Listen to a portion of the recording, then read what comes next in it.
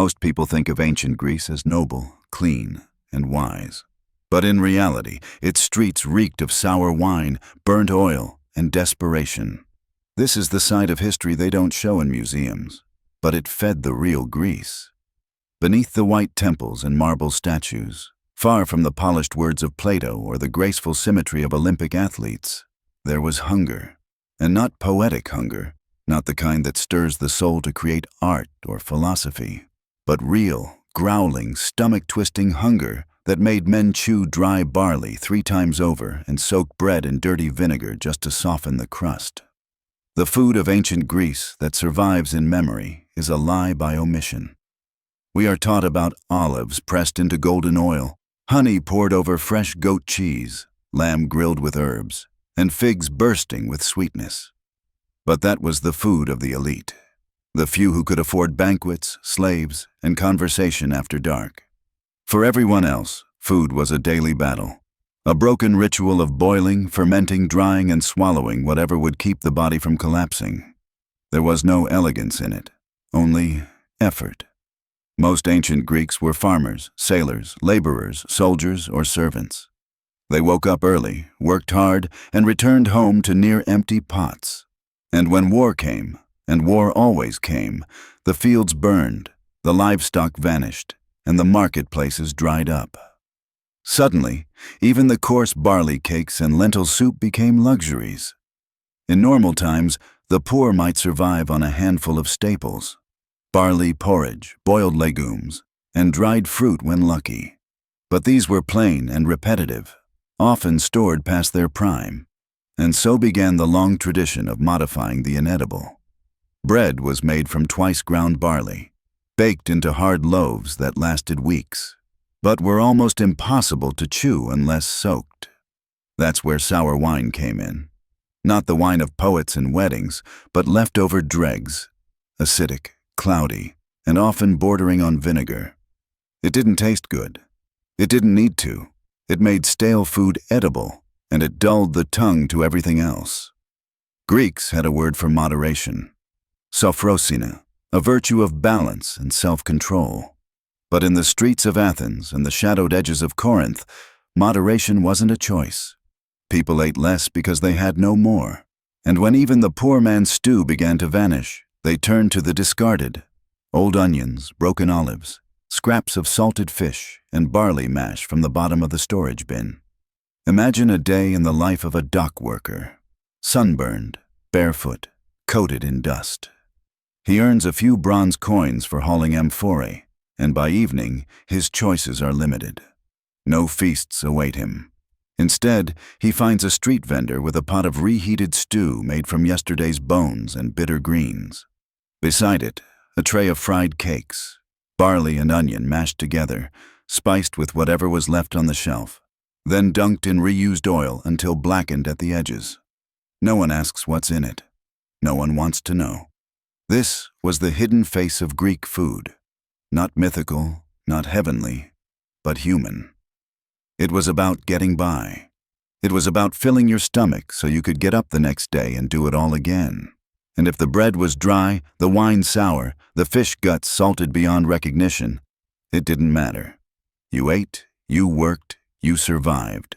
Even in city-states like Athens, where democracy thrived and plays filled the night air, most people didn't sit in on debates or dine by candlelight. They sat on the ground, in the dark, with one bowl between them. And still, they made it work.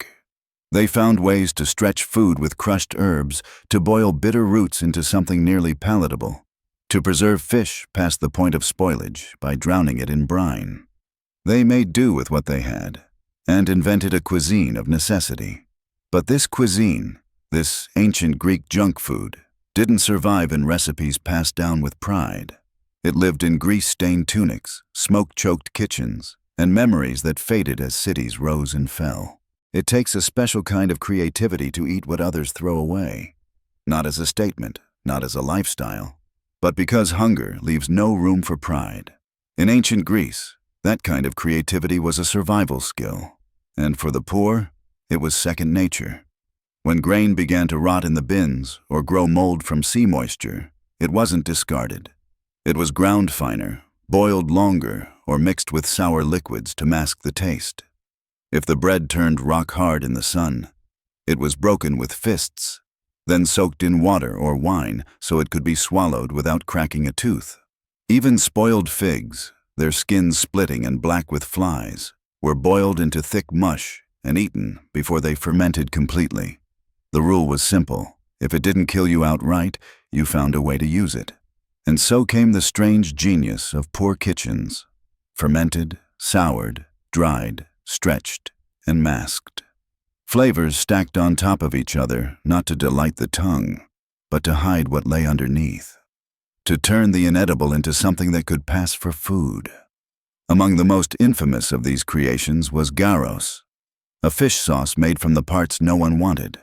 Guts, blood, bones, heads, tails, all mashed into a slurry, salted heavily, and left to ferment under the sun for weeks. The result was a brown, oily liquid with a stench so sharp it clung to your fingers even after scrubbing. Yet it became a cornerstone of ancient cooking. Why? Because it was strong. It could make anything taste like something. Boiled lentils, stale bread, even dried turnips suddenly had flavor, and that was a gift. Gyros wasn't made in royal kitchens. It festered in clay pots behind fish stalls, in coastal workshops where the air buzzed with flies and the floor was slick with brine. Workers stirred it with sticks, then drained the liquid off the top and sold it in small jars. A few drops could transform a bowl of gruel into a punch of salt and umami so intense it burned your throat. And yet it was treasured, not because it was good, but because it was powerful. Another trick of the desperate was oxygala, sour milk, often clotted, sometimes mixed with vinegar or herbs. In theory, it was a cousin of yogurt. In practice, it was whatever remained in a pot after milk had curdled in the heat. Eaten cold, sometimes with bread or old olives, it kept people full. Not happy, just full. Legumes, too, became staples of necessity. Lentils, chickpeas, and broad beans could be stored, boiled, mashed, and fried. Endlessly recycled into forms that kept the stomach busy. But even these had to be seasoned, and when salt was scarce, people turned to brine from olive barrels or gyro again. The resulting meals were dense, sticky, and heavy, but they stayed in the belly, which was all that mattered. Some even turned to dirt. Not literal earth, but crushed chalk or ground bark was sometimes added to stretch flour, thicken broth, or fill gaps in a stew. It added bulk, not nutrition, but when the stomach cried, bulk was enough. These additions had side effects, of course. They scraped the gut, caused sickness, or worse. But in a world where options were few, it was a risk many took. And there was the wine. Not the fragrant sweet drink we imagine today, but leftover dregs, sour, acrid, often cloudy, sometimes even moldy. It wasn't poured from amphorae with ceremony. It was scooped from the bottom, mixed with seawater or honey to kill the rot. But it served its purpose. It dulled the senses and made the food go down easier. Some drank just enough to sleep through the hunger. In every city, there were cooks, mostly women, sometimes old men, who became masters of these transformations. They knew how long to soak a barley cake to soften it without dissolving it. They knew which sour greens could be stewed without poisoning the tongue. They knew how to scrape the bottom of the olive jar to find enough paste for one last meal. These weren't chefs. They were survivalists, and their tools weren't knives and oils, but fire, time, and stubbornness. This wasn't cuisine. It was defiance. To eat what no one wanted. To boil down bones until the marrow loosened. To sip sour wine like it was a blessing. To chew, swallow, and rise again. In the eyes of the elite, this wasn't worth remembering. But in truth, this food sustained cities. It powered hands that built walls, feet that marched for armies, backs that bore grain and wood. It kept alive the invisible millions who never wrote plays, never sculpted gods, but never stopped surviving. And their recipes? They weren't written down. They were whispered in kitchens, passed through calloused hands, made again and again in shadows. The heart of ancient Greek hunger didn't beat inside grand villas or echo through banquet halls.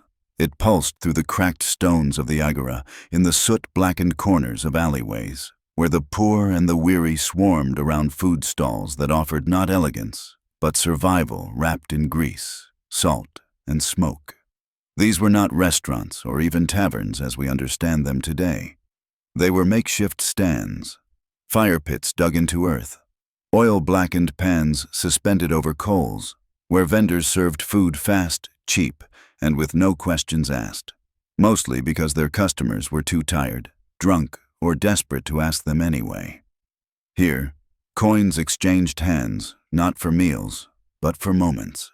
A bite of something warm after hours of labor, a chunk of fried dough between shifts at the docks, a mouthful of boiled lentils eaten while leaning against a sun-heated wall, watching the chaos unfold. Nothing was fresh unless it was caught that morning, and even then, it was often the parts no one else wanted. Fish heads fried until crisp and sprinkled with coarse salt. Tiny bones still inside, eaten whole without ceremony. Or stews made from leftover animal parts, thickened with old grain and reheated so many times the broth clung like tar.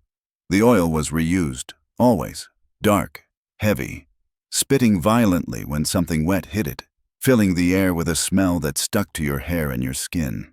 Dough was the great equalizer, endlessly flexible and forgiving. Chickpea flour, barley mash, or crushed lentils mixed with water and herbs, then dropped in sizzling oil until puffed and browned, served with onion, garlic, or a drizzle of gyros if you could afford it, which most couldn't. It didn't matter if it was chewy, burnt at the edges, or collapsed in the center. It was hot, salty, and full of the fat that kept hunger quiet for a while. The sounds of this world were not philosophical, no debates or quiet reflections, but the sharp hiss of oil, the clang of pottery bowls, the low curses of men who'd had too little food and too much sour wine, which flowed in cracked cups and was sold by the ladle. There was no sweetness here, only bitterness softened by heat, and food was never served with a smile, only with a nod or a grunt, because this was not about pleasure or hospitality. It was about function. Fried onions were a staple, strong, cheap, and filling, often eaten alone or pressed into cakes with mashed grain, the smell lingering on hands and breath for hours. Vendors sold boiled chickpeas flavored with brine or crushed garlic, served in bowls made from old pottery shards or cupped palms, swallowed quickly before flies arrived. On some days, dried olives were mashed into paste and spread on crusts so hard they had to be broken with stones before eating. And always, behind it all, the thick air of burnt bread, old oil, fish rot, and sweat. After sunset, the air grew colder, but the food didn't stop, and neither did the people. Laborers returning from fields, sailors stumbling off ships, boys looking for warmth, women carrying baskets half filled with spoiled fruit. Many ate standing up, some sitting on stones or the ground, and others lying beside walls, too drunk to rise again. Meals were eaten with hands, no spoons or knives unless you carried your own, and what spilled to the ground stayed there, stepped on or picked up depending on who was watching. Nothing was wasted, not even bones, which were sometimes chewed for the marrow, cracked and sucked clean before being tossed aside. Even the ash from fire pits had its use, sprinkled into flour to stretch it farther, to trick the stomach into believing it was full. In these corners, hunger never left. It simply paused, lulled by a fistful of heat and fat. This was the ancient Greek version of fast food, made from scraps, cooked in haste, sold for survival, eaten without joy but not without meaning. For those who had nothing, a greasy fried cake was more than food. It was the difference between standing and falling, between silence and fury, between going home or collapsing on the spot. It was comfort, brief and burning, passed from vendor to stranger without words. And though it never appeared in scrolls or survived in painted vases, though it left no recipe books and no written praise, this food, this street grease, this salt and smoke, is what truly fed the Greek people, not in myth or memory, but in the exhausted, nameless minutes of real life. Hunger in peacetime was cruel, but hunger during war was something else entirely. Not merely an ache in the belly, but a slow unraveling of body and mind, where food lost all meaning beyond fuel, and the line between meal and madness began to blur. Ancient Greece, for all its glory and ambition, was a land soaked in endless conflict. City-state against city-state, rebellion against rule, invasion against pride. And wherever armies marched, famine followed close behind, gnawing at the edges of villages, creeping into homes, and silencing the weak before swords ever clashed. Soldiers packed no luxuries, no fattened meats or fragrant spices, only hard barley bread baked to last weeks, wheels of dried goat cheese tough enough to crack, and leather flasks filled with sour wine or vinegared water to stretch their supply. In campfires along dusty roads, they boiled crushed lentils or wild roots, whatever could be found near rivers or scavenged from burned fields, chewing without speaking because talking wasted strength and every bite mattered.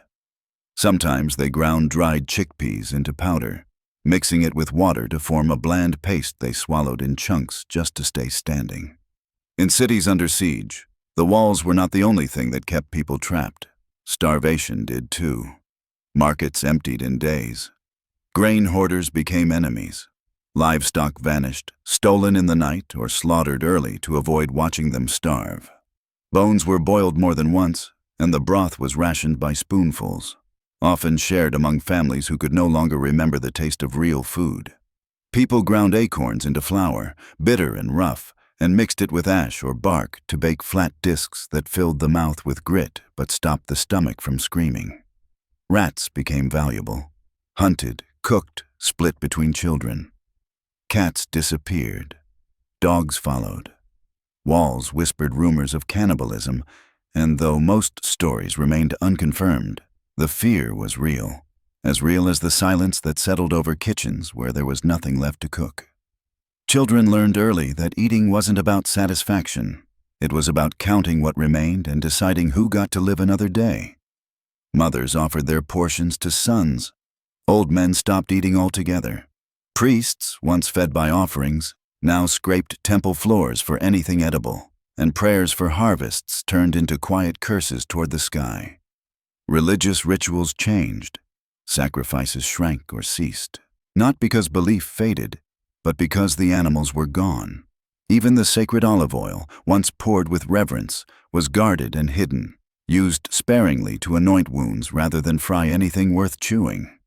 Clay pots sat empty in shrines, and feasts for the gods were replaced by bitter herbs and silence. War stripped everything, not just land and wealth, but dignity too. And food became the sharpest weapon of all. In Sparta, boys trained to steal food as a test of endurance, not for glory, but because theft was part of survival, and punishment only came if you were caught, not for the act itself. In rural Thebes, when invaders raised crops, people boiled thistles and wild weeds, drinking the water and chewing the stems until their mouths numbed from the bitterness. In Athens, during the Peloponnesian War, famine pressed so hard against the city's heart that grain was smuggled in under guard, sold in whispers, and devoured in shadows. The rich grew thinner. The poor disappeared entirely. And yet, people found ways to hold on, not to comfort or tradition, but to the bare mechanics of staying alive. Recipes no longer mattered. Taste was irrelevant. All that counted was volume, bulk, the weight of something in the gut. Food that once was discarded now became precious. Fish skin, burnt crusts, cabbage cores, onion peels, anything that might provide a moment of warmth or a brief lie to the stomach. The story of ancient Greece is filled with names: Pericles, Leonidas, Alexander. But behind those names stood thousands of anonymous hands stirring pots with nothing in them, splitting crusts 4 ways, weeping over empty fields and silent ovens. They were not heroes in the traditional sense, but they bore the weight of survival in ways no spear or strategy ever could. When cities fell, Their walls crumbled from within long before enemies breached the gates, not from cowardice, but from hunger that hollowed them from the inside out. And still, every once in a while, someone would fry a cake from wild root mash or mash olives into a bitter paste and spread it thinly on a piece of wood-baked bread. It wasn't delicious. It wasn't enough. But it was something, a defiant flame in the dark. Because no matter how desperate the times, as long as there was fire and something to burn, the people of ancient Greece found a way to eat. Not all food born of desperation was bitter, bland, or barely edible.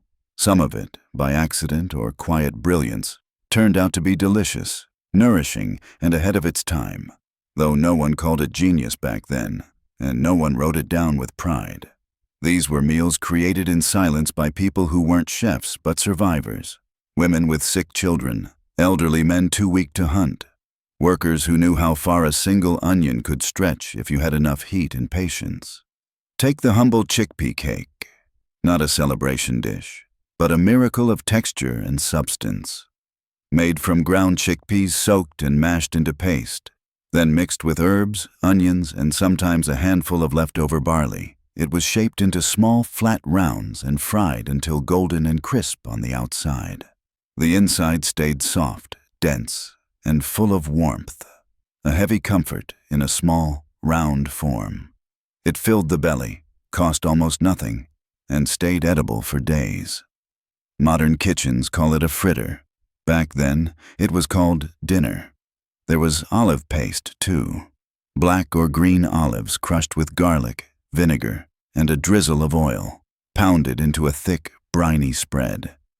Eaten on hard bread or scooped with bits of dried vegetable skin, it delivered salt, fat, and depth of flavor strong enough to mask the bitterness of whatever else you were eating. It was a poor man's feast. Simple, strong, and unforgettable. Even spoiled olives could be saved this way. Softened in water, cured longer, then blended into something close to delicious. Another survivor's favorite was sour lentil stew. Lentils boiled with vinegar, crushed coriander, wild greens, and any vegetable peel left in the kitchen. It simmered for hours, thickening over time, developing an earthy tang that clung to the spoon. Not fancy, not sweet, but warm, filling, and rich with protein. Enough to bring color back to the face of someone who hadn't eaten properly in days. You could feed 5 people with one pot, and the longer it sat, the better it tasted. Even their flatbreads had ingenuity. When wheat was too expensive, poor cooks turned to millet or barley, mixing flour with garlic water or leftover bean broth, forming rough dough, and pressing it into stones near open fire. The result was uneven and blackened, but firm, smoky, and full of character. Sometimes these breads were brushed with a vinegar and oil blend or topped with onions before cooking, creating something close to pizza, centuries before the word existed. And then there were drinks, not to celebrate, but to soothe. One of the most common was a simple mix of vinegar, honey, and water called oxymel.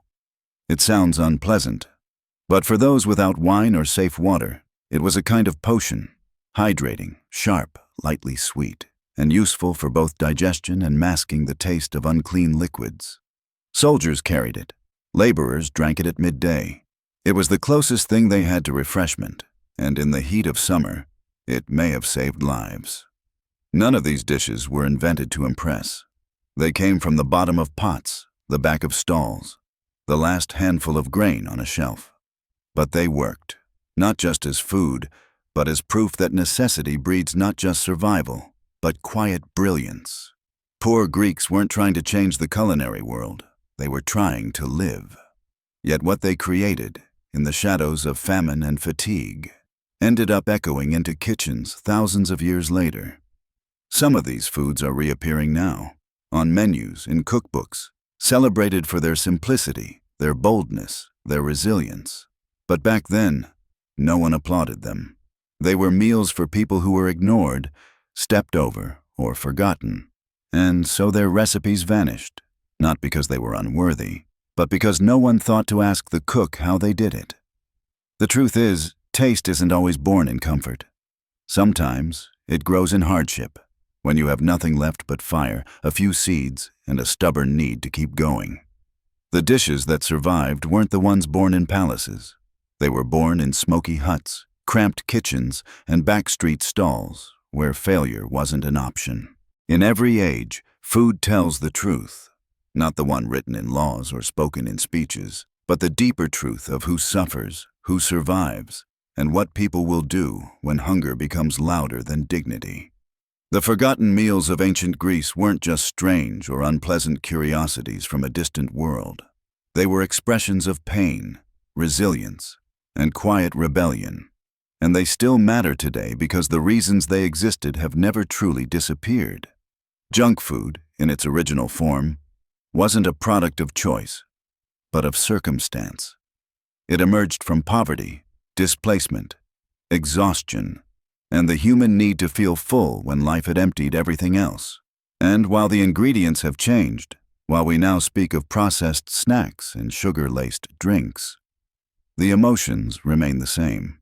That craving for something hot, salty, fast, and heavy is not a modern invention. It's the echo of a much older hunger. Ancient Greeks didn't have chips or soda, but they had oil-drenched bread, deep-fried chickpea cakes, vinegar-washed lentils, and dough so thick it felt like stone. All of it designed not for pleasure but for survival. They weren't eating for delight. They were eating because it gave them the strength to work longer, march farther, or sleep through another night of emptiness. That need, to eat quickly, cheaply, and in great quantity, is older than any recipe, older than any nation. It is human. What they ate tells us who they were, and not just the philosophers and warriors, but the ones history forgot. The barefoot boy selling onions in the street, the old widow feeding her grandchild fermented beans, the sailor crouched beside a fire chewing a bitter cake with cracked teeth. Their food mattered because it showed how they endured, how they adapted, and how they refused to die quietly.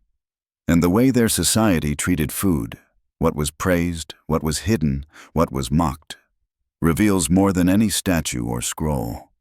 In Greek culture, taste was tied to virtue, and excess was scorned. But for the poor, taste was a luxury they couldn't afford. They didn't write about their meals, they just ate them, silently, hungrily, gratefully, and then went back to work. Today, we often dismiss modern junk food as shameful or low. We associate it with laziness, addiction, or failure. But if we look closely, we'll see the same old pattern. People reaching for what is fast, filling, and affordable because the world around them offers no better choice.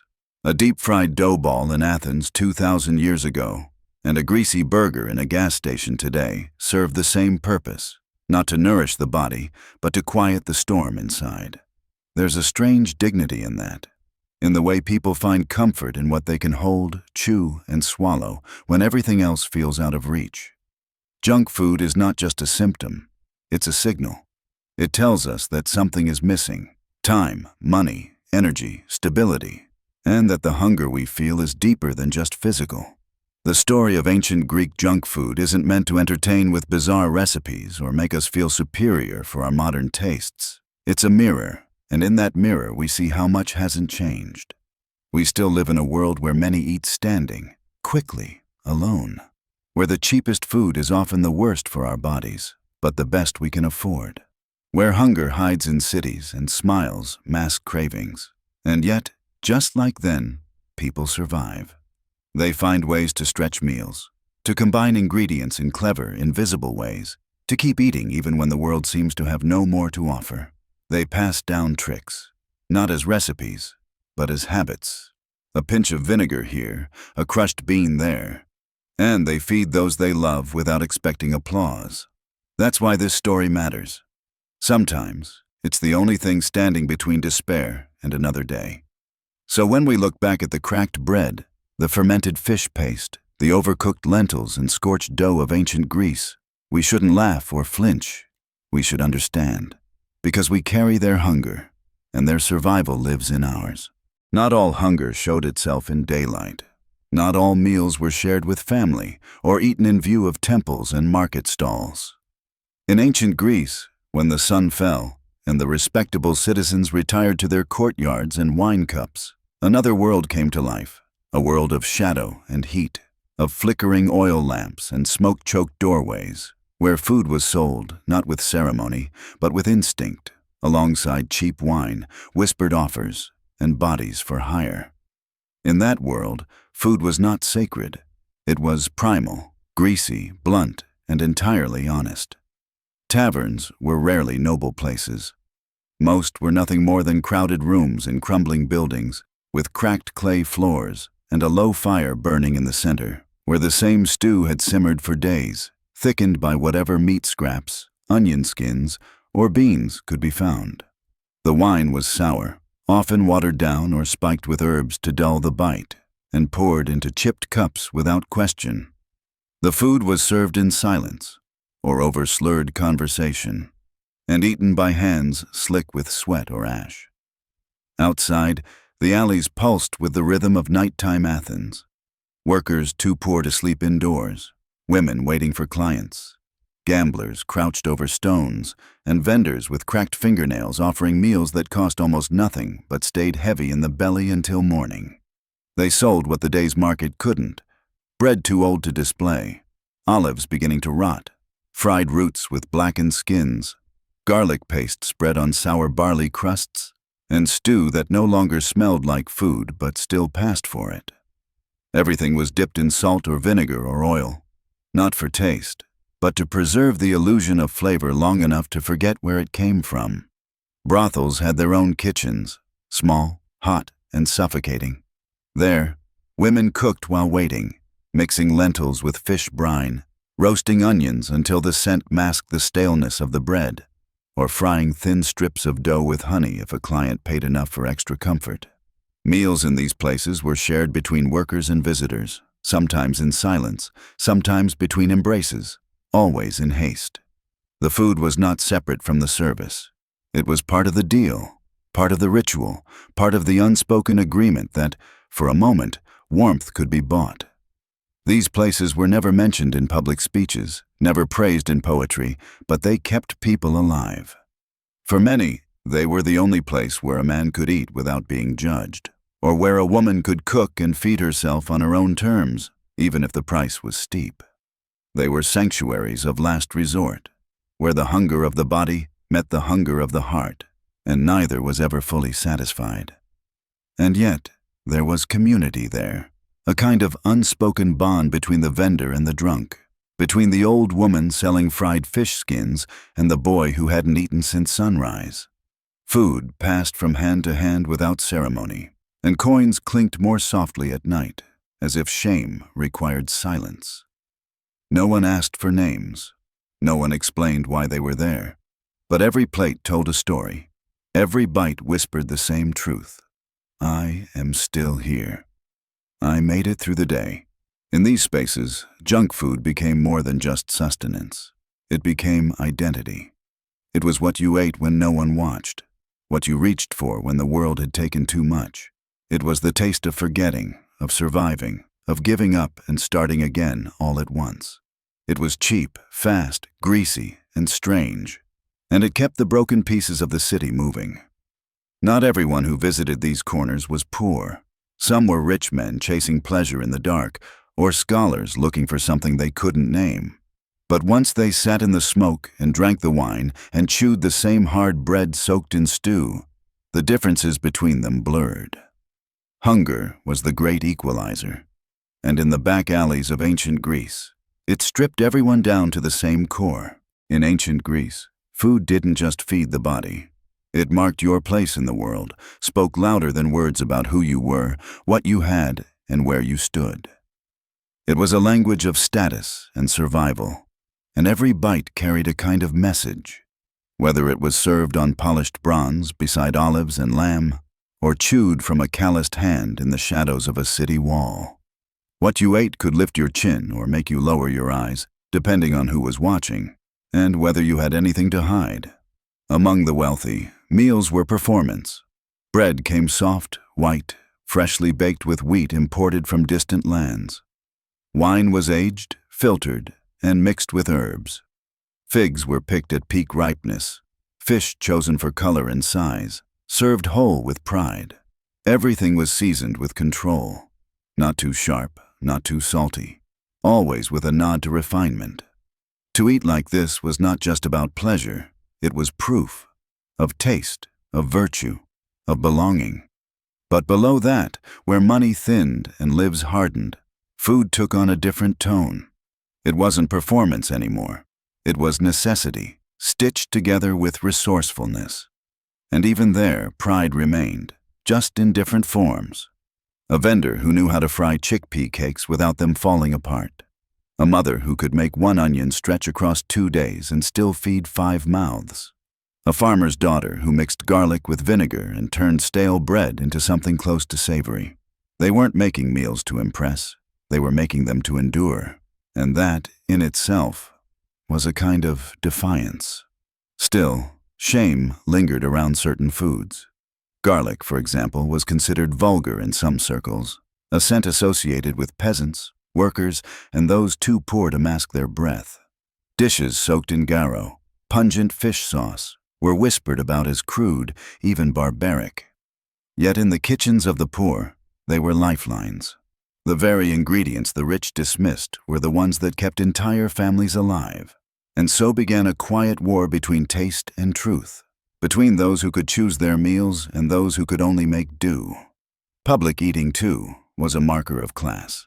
The elite dined in private courtyards, shaded by vines and cooled by fountains, where servants poured wine and cleared plates without speaking. To eat in the streets, to sit on a stone with a bowl in your lap, surrounded by strangers, was to declare that you had no walls, no servants, no illusions. It was exposure, and for many it carried humiliation. Yet it also carried freedom, the freedom to share, to trade, to watch others and learn. In the alleys, no one judged you for licking oil from your fingers. Everyone had done it. Everyone had been hungry. There were moments when pride slipped through even in poverty, when someone managed to bring a meal to the table that smelled stronger, lasted longer, or tasted just enough like something remembered from better times. It might be a stew with extra herbs, a fried root cake that crisped perfectly at the edges, or a handful of olives pressed into a jar with garlic and honey. For a few minutes, that meal transformed the room. People sat straighter, conversations returned, children smiled. Not because the food was fine, but because it was enough. At the same time, there was a different kind of shame for those who had plenty, but showed no generosity. In small villages and poor neighborhoods, it was known who shared and who hoarded.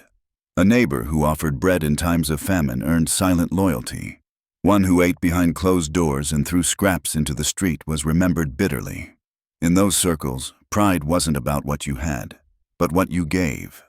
And so, flavor became layered, not just by salt and spice, but by memory, meaning, and moral weight. A lentil stew tasted different if it was the only warm thing that day. A fried cake felt different if it came from someone else's hands.